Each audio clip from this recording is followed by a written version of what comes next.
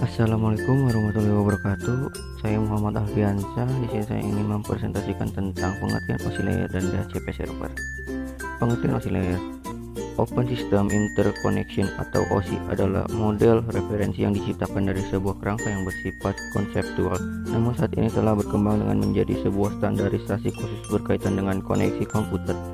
Kepanjangan dari OSI adalah Open System Interconnection, yang memiliki arti sebagai model referensi dari sebuah kerangka yang bersifat konseptual. Namun sekarang sudah berkembang dan menjadi sebuah standarisasi khusus yang berkaitan dengan koneksi komputer.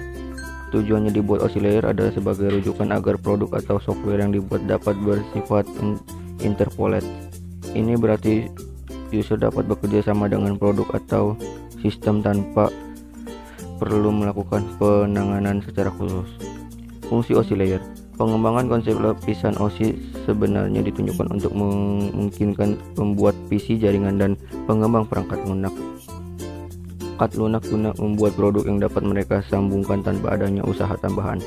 Dalam prosesnya, pembuat PC dan pengembang jaringan internet tidak mempraktikkan protokol model tingkat OSI secara default.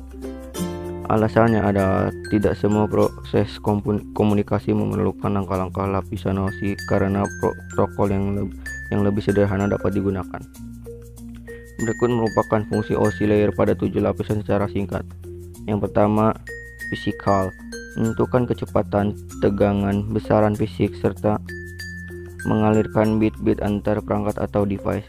Yang kedua, data link, mampu menyediakan akses ke dalam media menggunakan MIC address dan dapat melakukan proses error detection.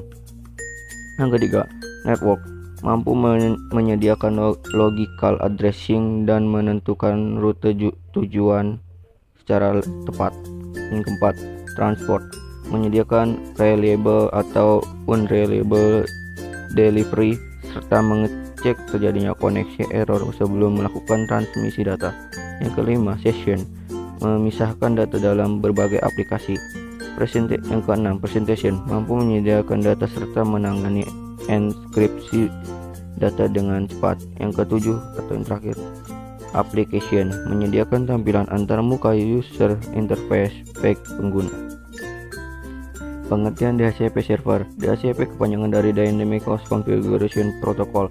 DHCP adalah protokol yang dipakai untuk memudahkan penyebaran alamat IP Internet Protokol secara otomatis ke perangkat lainnya.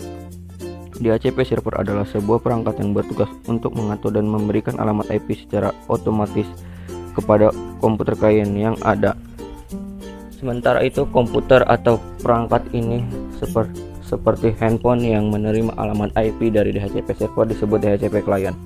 DHCP server biasanya memberikan alamat IP khusus yang dinamis pada setiap komputer klien. Jadi alamat IP yang dikirim oleh DHCP server dapat kadaluarsa pada waktu yang ditetapkan.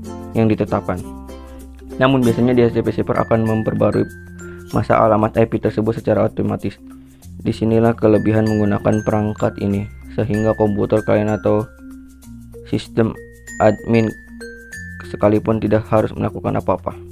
Fungsi DHCP server: yang pertama, mengelola dan mendistribusi alamat IP. Yang kedua, mencegah IP konflik.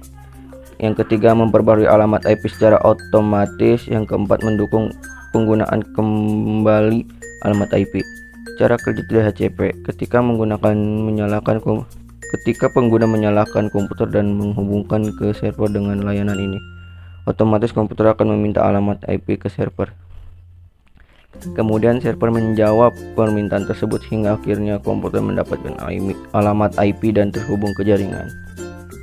Mungkin presentasi dari saya cukup sekian. Terima kasih. Mohon maaf bila ada kesalahan. Wassalamualaikum warahmatullahi wabarakatuh.